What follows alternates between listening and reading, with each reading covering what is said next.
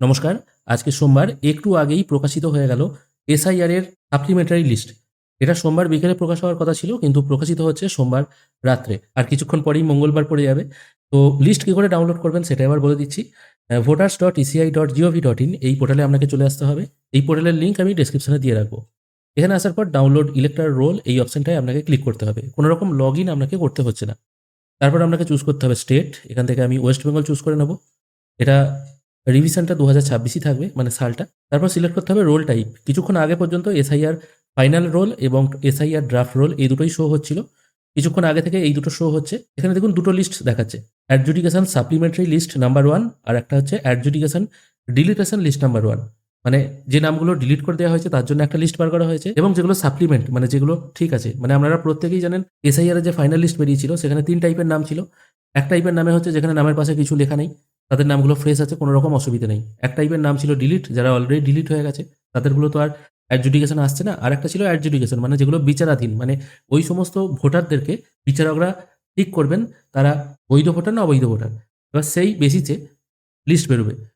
এবার যাদের নামের পাশে অ্যাডজুডিকেশন লেখা ছিল, হয় তারা বৈধ ভোটার না হলে অবৈধ ভোটার। সেই অনুযায়ী যাদের নামগুলো রয়েছে তাদেরটা এই অ্যাডজুডিকেশন সাপ্লিমেন্টারি লিস্ট নাম্বার 1-এ থাকবে, আর যাদের নাম ডিলিট হয়ে গেছে তাদের ডিলিটের ঘরে থাকবে। আমি আপাতত যাদের নাম আছে সেই লিস্টটা সিলেক্ট করছি। তারপর এখান থেকে আমি ডিস্ট্রিক্ট একটা চুজ করে নিচ্ছি, যে কোনো একটা ডিস্ট্রিক্ট চুজ করে নিচ্ছি। অ্যাসেম্বলি কনস্টিটিউয়েন্সি একটা চুজ করে নিচ্ছি, এবং লিস্ট টাইপ এটা বাংলাতেই রাখছি, ল্যাঙ্গুয়েজটা।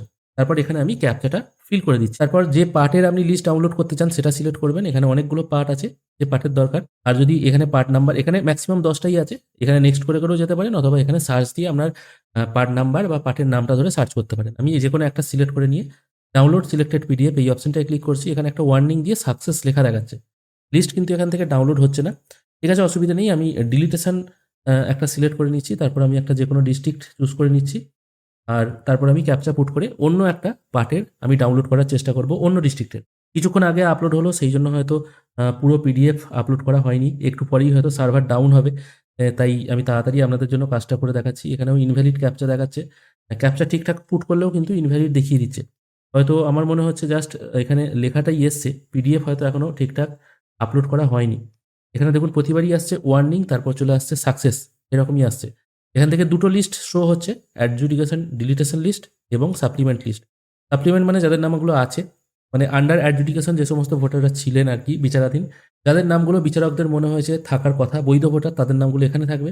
আর যে নামগুলো মনে হয়েছে এনাদের ডকুমেন্টস ঠিকঠাক নেই, এনারা হয়তো বিচারকদের চোখে অবৈধ ভোটার, সেই জন্য তাদের নামগুলো ডিলিটের ঘরে রাখা হয়েছে। আমি অন্য আর একটা ডিস্ট্রিক্ট সিলেক্ট করছি।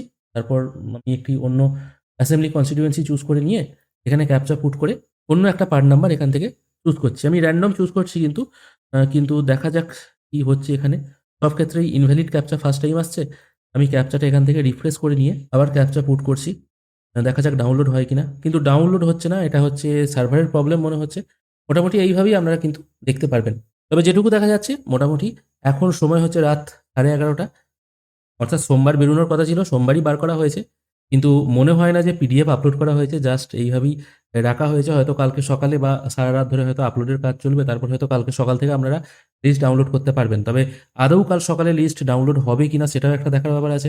মোটামুটি কালকে সকাল হয়ে গেলে বা এতক্ষণ ধরুন খবর আস্তে আস্তে ছড়িয়ে যাবে। তারপর যখন সবাই লিস্ট ডাউনলোড করতে চাইবে তখন স্বাভাবিকভাবে সার্ভার স্লো হবে। তবে হ্যাঁ, এই মুহূর্তে দাঁড়িয়ে তো লিস্ট ডাউনলোড করা যাচ্ছে না। তবে এই মুহূর্তে যদি আপনাদের মনে হয় আপনাদের নামটা বাদ গেল না রয়ে গেল সেটা দেখতে, তাহলে আপনারা একটা কাজ করতে পারেন। Search your name in voter list এই অপশনে চলে আসবেন। এটাও কিন্তু ওই মেন ওয়েবসাইট আর কি।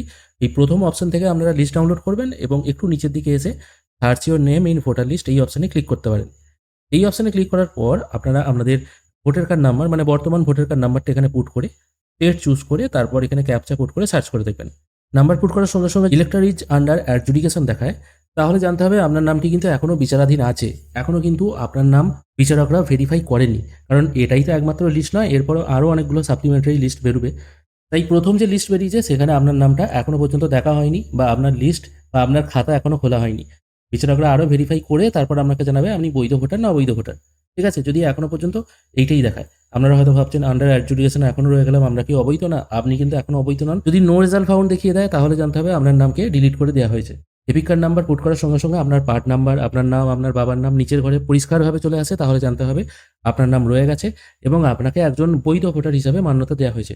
যদি আপনার নামের পাশে আন্ডার অ্যাডজুডিকেশন লেখা থাকতো এবং এখন সার্চ করলে যদি আপনার সমস্ত ডিটেল নিচে চলে আসে ভোটার নাম্বার দিয়ে সার্চ করার সঙ্গে সঙ্গে, তাহলে জানতে হবে আপনার নামে কিন্তু আর কোনো অবজেকশন নেই। যদি নো রেজাল্ট ফাউন্ড দেখায় তাহলে জানতে হবে ডিলিট করে দেওয়া হয়েছে। আর যদি এখনও আন্ডার অ্যাডজুডিকেশন দেখায় তাহলে জানতে হবে এখনও কিন্তু বিচারাধীন আছে। ভিডিও শেষ করার আগে আরও একবার আমি এখানে চেক করে নিই, এখনও কিন্তু সেম একই দেখাচ্ছে, ওয়ার্নিং সাকসেস। এই মুহূর্তে হয়তো হচ্ছে না, কালকার একবার চেষ্টা করে আপনারা দেখতে পারেন। তাই যাদের নামের পাশে আন্ডার অ্যাডজুডিকেশন এই কথাটি লেখা ছিল, তাই তারা অবশ্যই একবার দেখে নেবেন যে তাদের নাম ডিলিটেশনের ঘরে গেছে না সাপ্লিমেন্টের ঘরে গেছে। আজকের ভিডিও এখানেই শেষ করছি। ভিডিও যদি ভালো লেগে থাকে অবশ্যই একটি লাইক করবেন। ভিডিও দেখার জন্য অসংখ্য ধন্যবাদ। ভালো থাকবেন।